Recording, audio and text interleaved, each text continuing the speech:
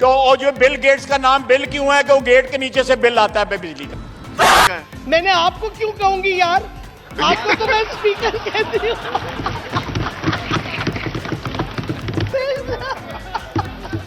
पाकिस्तानी सियासत से अगर आप थोड़ा सा भी ताल्लुक रखते हैं तो आपको पता होगा कि पाकिस्तान की नेशनल असेंबली किसी कॉमेडी थिएटर से कम नहीं है। सियासतदान एक्टर तो होते ही हैं, साथ फनी भी होते हैं, ये आप आज देखने वाले हैं। सो बिना किसी रुकावट के let's jump to the Pakistan national assembly. पाकिस्तान का डायलिंग कोड 92 क्यों है? बिल गेट्स का नाम बिल गेट्स क्यों है? और डेंटिंग पेंटिंग करने वाले को पाकिस्तान में क्या कहते हैं? इन सब सवालों का जवाब ख्वाजा आसिफ ने अपने ही मखसूस अंदाज में दिया। देखो और एंजॉय करो। वो कहते हैं जी कि वो जो बिल गेट्स का नाम बिल क्यों है कि वो गेट के नीचे से बिल आता है बिजली का।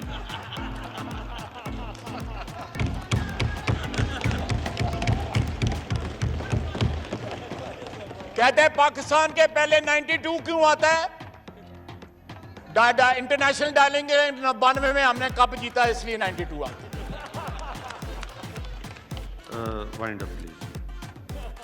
और डेंटिंग पेंटिंग करने वाले को ये डेंटिस्ट कहते हैं। ये सीन उस वक्त का है जब शहबाज शरीफ अपोजिशन लीडर थे, अब तो खैर पीएम है। शहबाज शरीफ ने इमरान खान को मुखातब करते हुए ऐसा क्या कहा कि सारा ईवान हंसने पर मजबूर हो गया।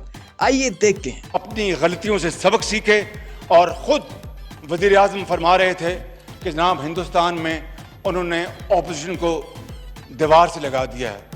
उन्होंने ऑपोजिशन से दीवार से लगा दिया तो आपने तो दीवार में चुन दिया है। आप तो करते ही ये काम आपने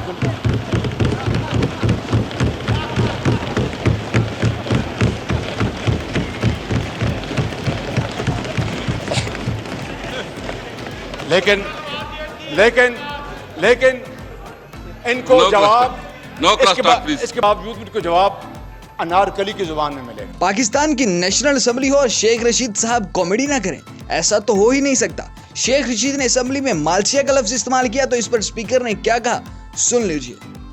मैं कोई मालशिया किस्म का वजीर नहीं हूँ स्पीकर साहब।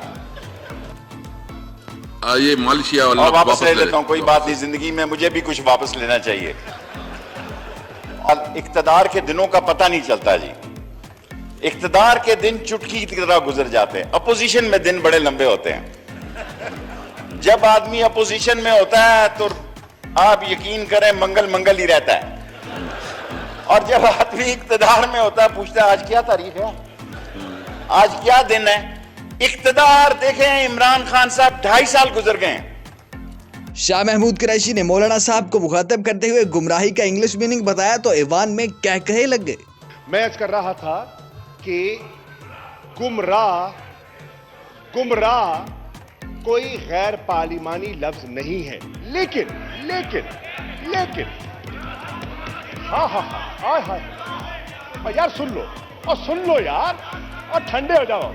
अब मौलाना ठंडे हो जाओ भाईजान, ठंडे सुन ले। एक वज्जो के लिए अर्ज कर दूं, गुमराही का अंग्रेजी तर्जुमा है मिसलीड, और मुझे यकीन है कि इस पुख्ता उम्र में मौलाना को कोई मिसलीड नहीं कर सकता।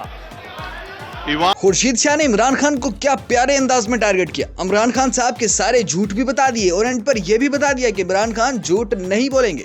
सुनो बस। कर्जा नहीं लूंगा,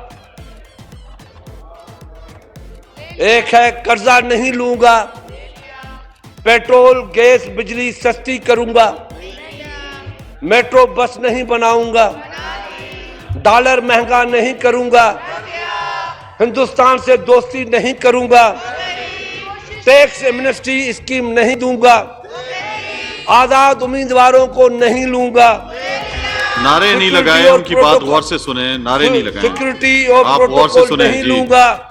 आप इस तरह की बातें पीछे से नहीं। वजीर आजम हाउस को लाइब्रेरी, गवर्नर हाउस को बुलडोजर घुमाऊंगा, बैरूनी मुल्क दौरे नहीं करूंगा, आम कमर्शियल फ्लाइट में जाऊंगा, हेलीकॉप्टर के बजाय हालैंड के वजीर आजम की तरह साइकिल पे जाऊंगा, मुख्तसर काबीना बनाऊंगा, जिस पर इल्जाम होगा उसे ओहदा नहीं दूंगा, जो हल्का कहेंगे खोल दूंगा, और मैं आपसे कभी झूठ नहीं बोलूंगा।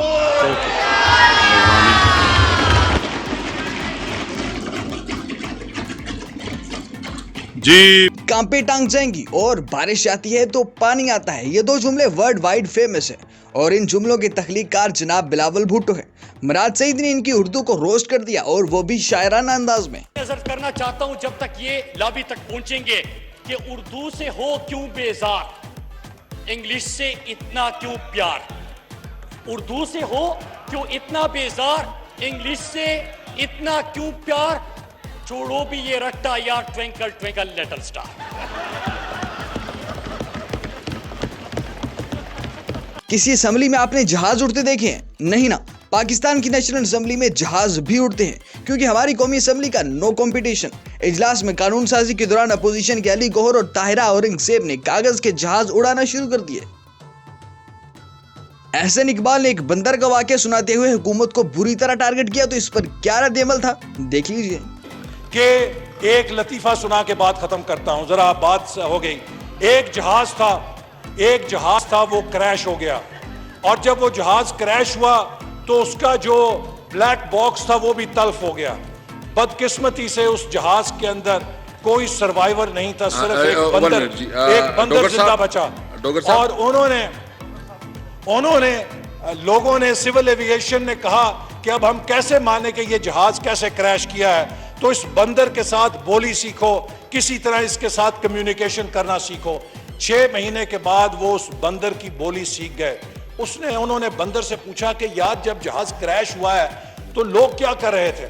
उसने कहा जी कुछ सो रहे थे, कोई फिल्म देख रहे थे, कोई खा पी रहे थे। उन्होंने कहा तो वो जो जहाज की एयर होस्टेस हैं वो क्या कर रही थी? उसने कहा जो एयर होस्टेस हैं वो भी कोई सर्विस कर रही थी, कोई मेकअप कर रही थी। तो उसने कहा कि जहाज के पायलट क्या कर रहे थे? तो उसने कहा जहाज के पायलट तो उस वक्त सो रहे थे। तो उसने कहा तुम क्या कर रहे थे? उसने अपनी मूंछों को ताव दिया, ऐनक ऊंची की, उसने कहा मैं तो जहाज चला रहा था।